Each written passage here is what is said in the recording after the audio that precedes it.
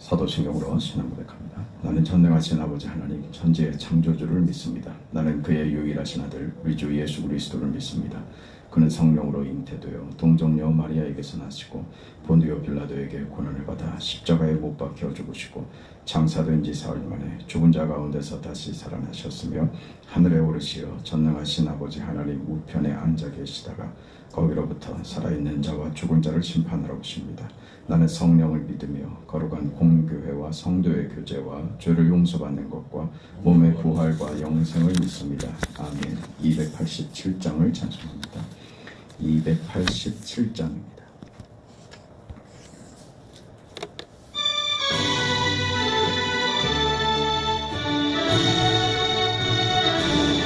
예수 앞에 나오면 죄사함 받으며 주의 품에 안기어 편히 쉬리라. 우리 주만 믿으면 모두 구원 얻으며 영생 복락 면류관 확실히 받겠네. 예수 앞에 나와서 은총을 받으며 마음의 기쁨 넘치어 감사하리라. 우리 주만 믿으면 모두 구원 얻으며 영생 복락 면류관 확실히 받겠네. 예수 앞에 설 때에 흰 옷을 입으며 밝고 빛난 내 집에 길이 살리라. 우리 주만 믿으면 모두 구원 얻으며 영생 복락 면류관 확실히 받겠네.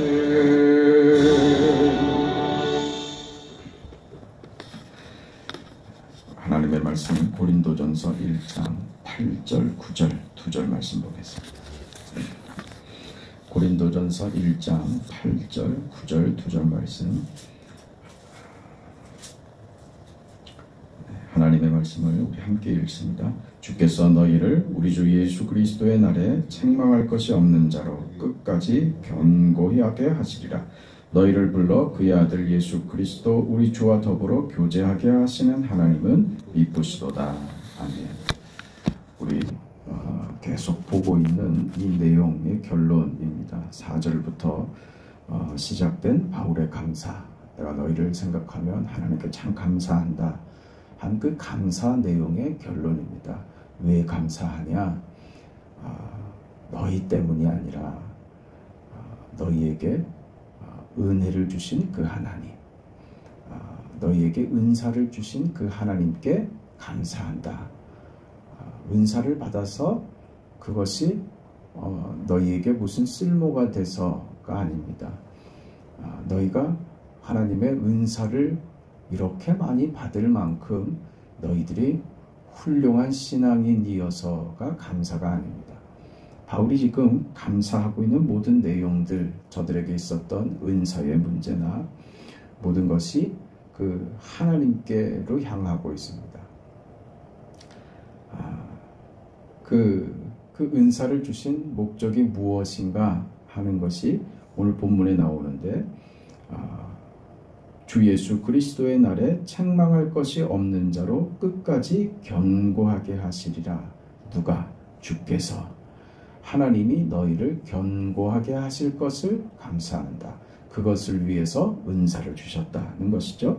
너희를 불러 그의 아들 예수 그리스도 우리 주와 더불어 교제하게 하실 것이다. 그게 하나님이 은사를 주신 이유다.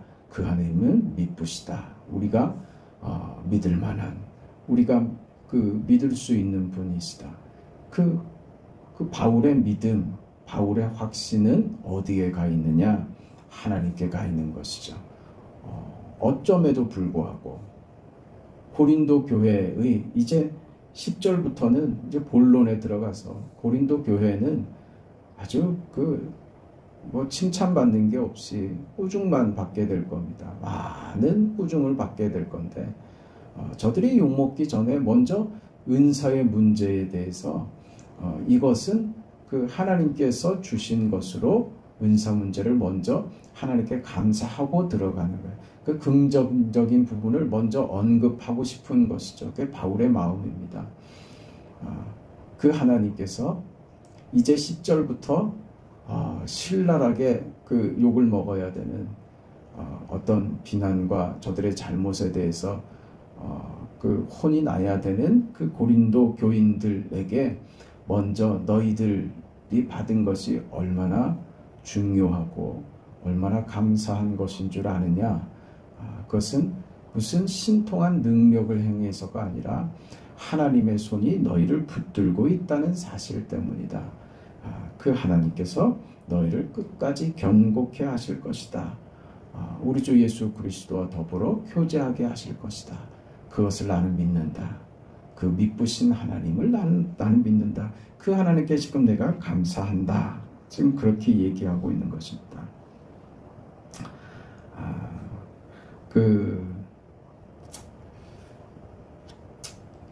이렇게 그 바울이 그 감사의 내용을 끝을 맺어야만 하는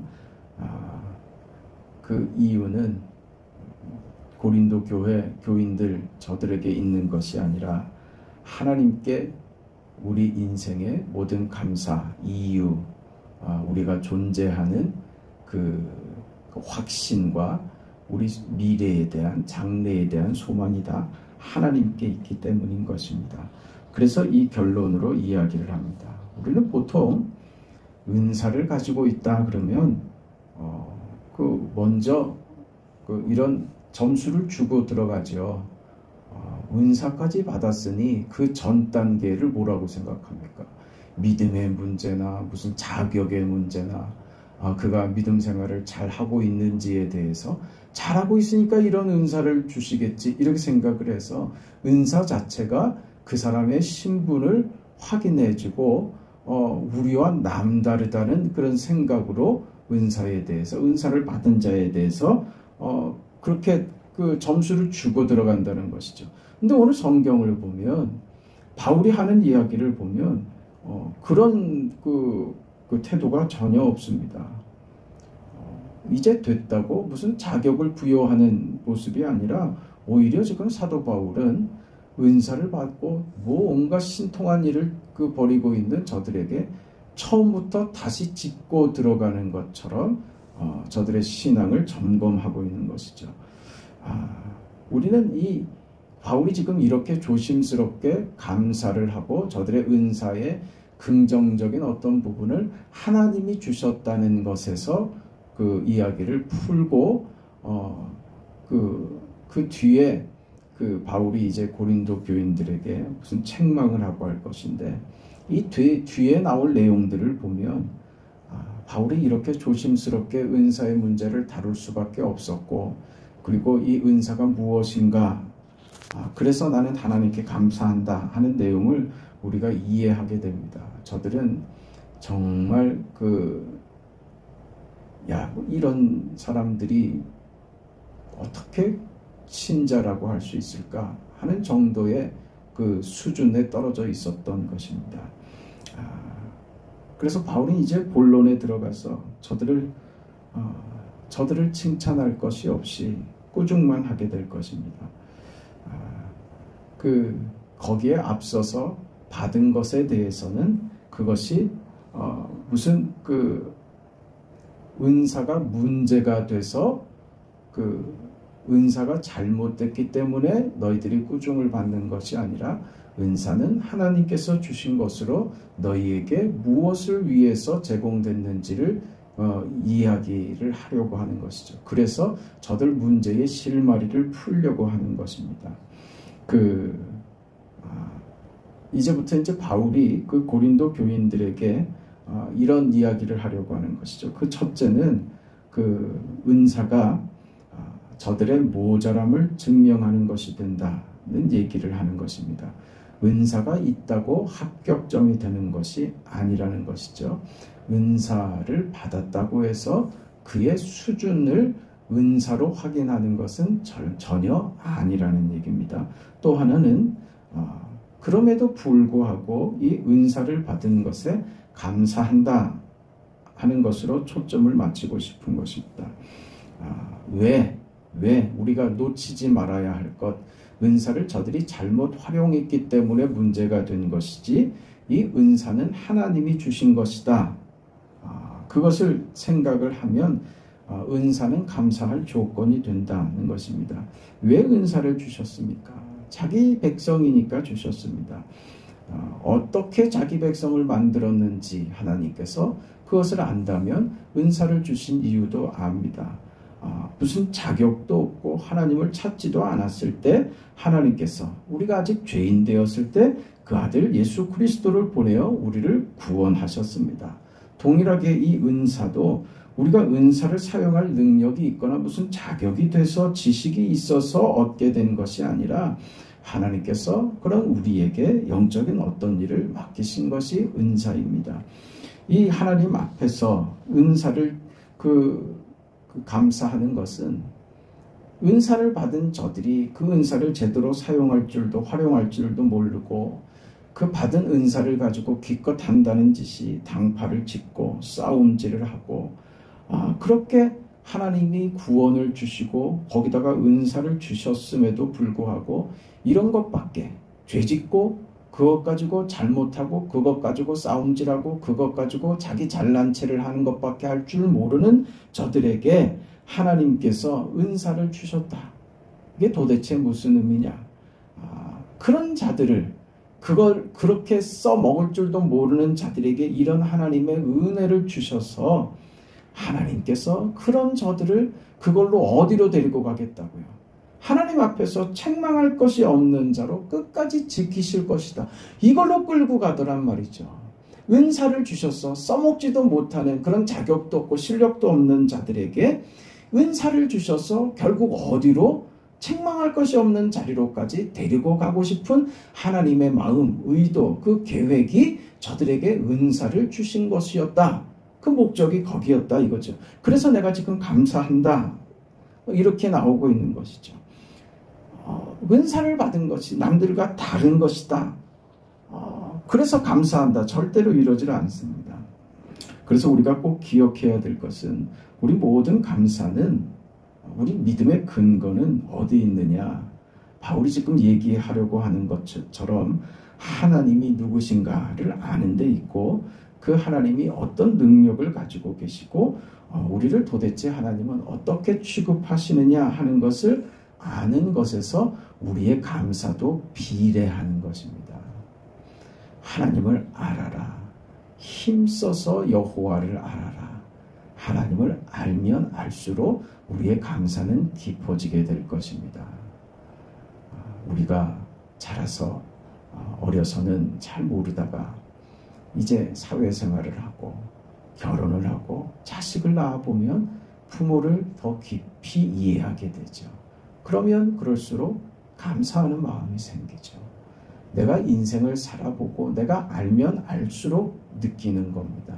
아는 만큼 보이고 아는 만큼 행동하게 되어 있습니다. 우리는 그렇습니다. 알아야 하는 것이에요. 그럼 성경을 무슨 복잡하게 뭘 따지고 그냥 덮어놓고 믿으면 되지. 그냥 믿으면 되지. 그 무식한 말들이요. 신앙을 망치는 거예요. 교회를 망치고. 그저 믿으면 되지가 아니에요. 어떤 하나님인 줄 알아야 믿음이 생기죠. 하나님에 대해서 알아야 우리 믿음이 깊어지죠.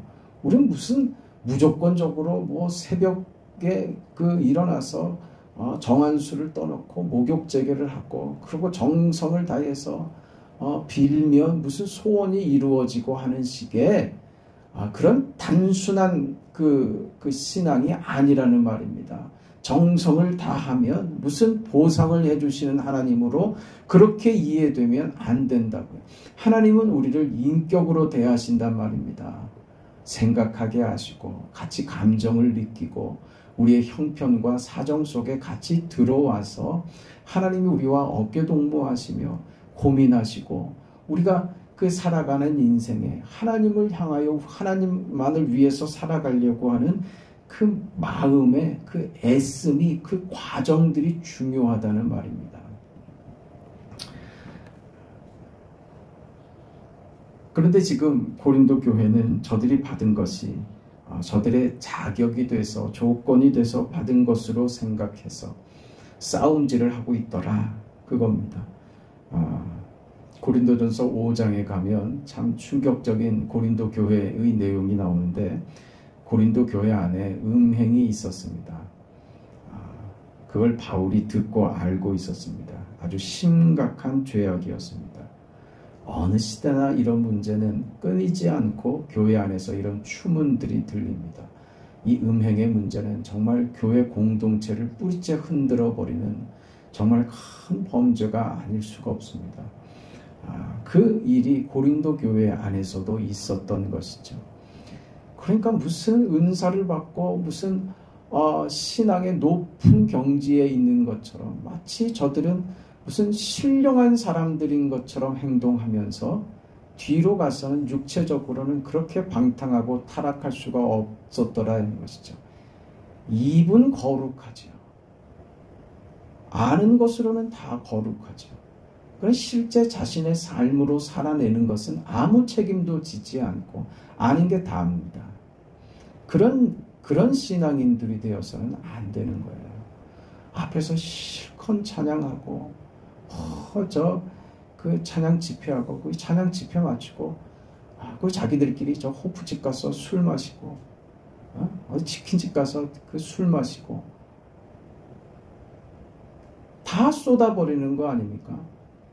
예전에 구역 모임을 하고 어떤 구역은 그 구역 모임을 마치면 꼭 노래방을 가요. 그 노래방 가서 신나게 유행가 부르고, 노래방 가서 무슨 4주를 가까이를 하겠어요. 그리고 2차로 간단 말입니다. 2차는 저 생맥주 집으로 가는 거예요. 치킨 한 마리 뜯으면서. 그게 성도의 교제를 한다고. 그거를 제가 죄악시하는 거 아닙니다. 흐름을, 그 영적인 흐름을, 그게 왜 그쪽으로 갑니까? 네? 실제로 우리가 말하는 것하고 우리 행동하는 것하고 그게 엇박자를 내면은 안 된다는 것입니다. 우리는 거룩해야 됩니다. 거룩해야 됩니다. 언제나 어떤 상황에서나 우리는 하나님 앞에 옷깃을 여미는 그런 마음으로 언제나 서 있어야 됩니다. 뭐 하나 흐트러진 것이 없는지, 내가 그 못난 모습으로, 추한 모습으로 있지는 않은지 언제나 자신을 점검하고 하나님 앞에 서야 됩니다. 부끄럽지 않게 살아야죠. 말로는 무슨 세상 신령한 사람으로 행세를 하고 그렇지 못한 사람들에 대해서 비난과 비판을 하면서 자신을 뒤에서 그럴 수 없는 죄악들을 저지르고 있더라. 이게 고린도 교회의 실상이었단 말이에요. 그런데 여러분, 지금 바울이 지금 인사말에서 하나님께 내가 감사한다, 너희에게 주신 그 은사로 감사한다, 그 은사를 주신 하나님의 목적은 이것이다 라고 왜 처음부터 못 박느냐 이거예요. 그 이유가 여기 있는 거예요.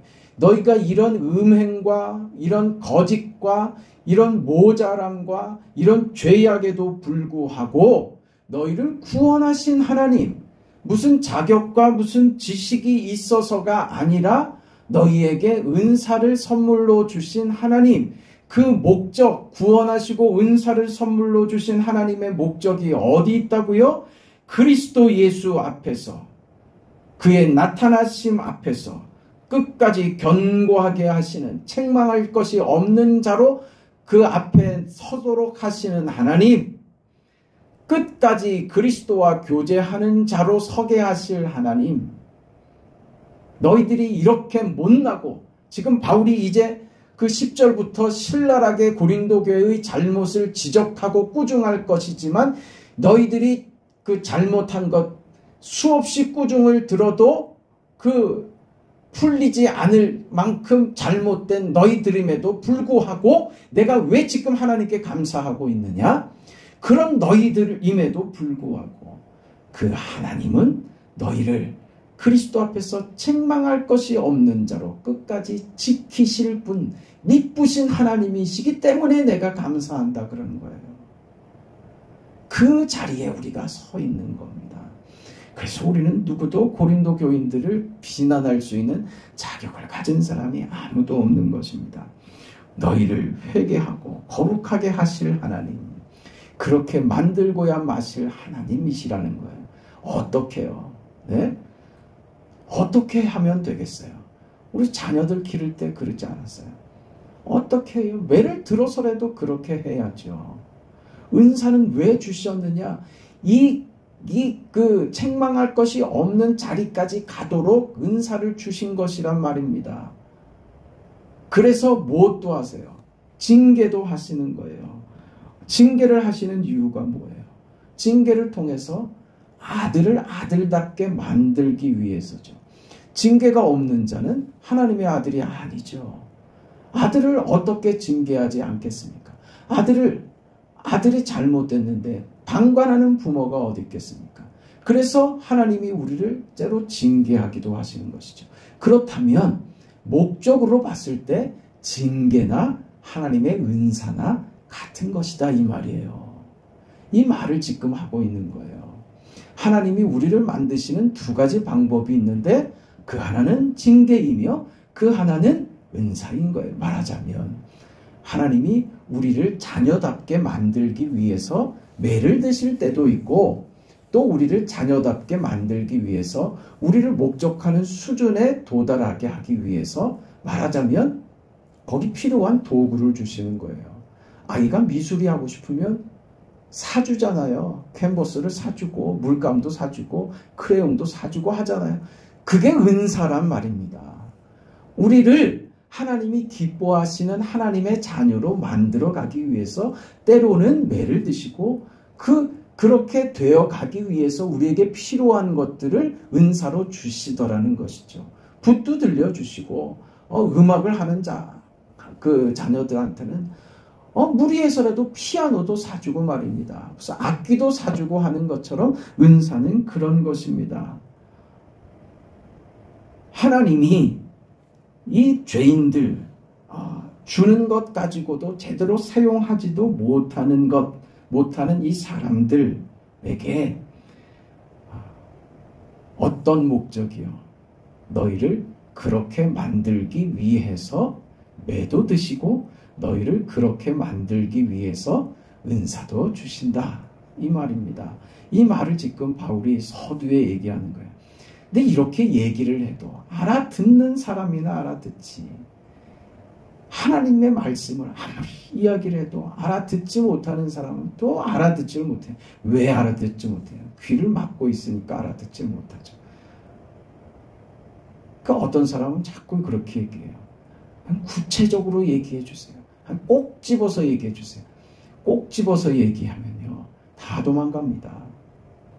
원수돼요. 꼭 집어서 얘기하면. 알아들어야죠. 하나님의 말씀이 들리면 알아들어야죠. 하나를 들으면 2개, 3개, 4개 내 문제들을 더 집중해서 깊숙이 들여다보고 바꿔야 할 것을 하나를 들으면 3개, 4개를 바꿀 줄 알아야죠. 그게 우리가 하나님의 말씀을 대하며 우리가 받아야 될 것들입니다.